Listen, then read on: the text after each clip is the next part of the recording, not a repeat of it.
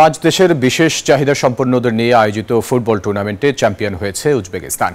Bashundhara Kings অ্যারেনার সুযোগ সুবিধা দেখে বিমোহিত এশিয়ার বিভিন্ন দেশ থেকে খেলতে আসা দলগুলির খেলোয়াড়রা। কিংস সভাপতি ইমরুল হাসান বলেন, খেলাধুলার প্রতি ভালোবাসা ও সামাজিক দায়বদ্ধতা থেকে বসুন্ধরা গ্রুপ সবসময় চায় এমন আয়োজনের সাথে যুক্ত থাকতে।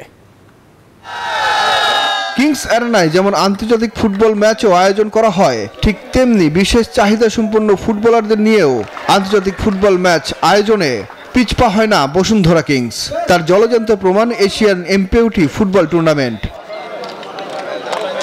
এই আসরে চ্যাম্পিয়ন হয়েছে উজবেকিস্তান, রানার আপ হয়েছে ইন্দোনেশিয়া। বাংলাদেশ তেমন ভালো করতে পারেনি। নেপাল ও ইরানের ফুটবলাররা ছিল বেশ উৎফুল্ল। বিজয়ীদের হাতে পুরস্কার তুলে দিয়ে ইমরুল হাসান জানান, কিংস অ্যারেনায় ভবিষ্যতেও এমন আয়োজন করতে চান। আমরা আমাদের তরফ থেকে যা কিছু করণীয় সেটা করে চলেছি। বসুন্ধরা গ্রুপ এমপোরি ফেডারেশন যখন ভেন্যুর অভাবে ওদের টুর্নামেন্টটুকু অনিশ্চয়তার পথে চলছে, তখন আমাদের সাথে যোগাযোগ করার ফলে আমরা কিন্তু তাদেরকে ভেন্যুটুকু দিতে রাজি হয়ে যাই। মূলত স্পোর্টসের প্রতি ভালোবাসা থেকে এটা উদ্ভব, পাশাপাশি এটা সামাজিক দায়বদ্ধতা তো আছেই।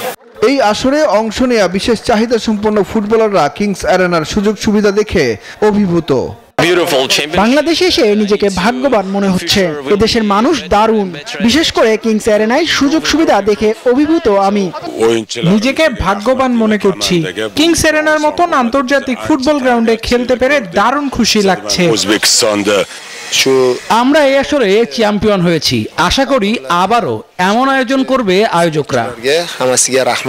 ভবিষ্যতেও কিংস অ্যারেনায় এমন আয়োজন হবে প্রত্যাশা বিভিন্ন দেশের ফুটবলারদের। সুখন সরকার, নিউজ 24, ঢাকা।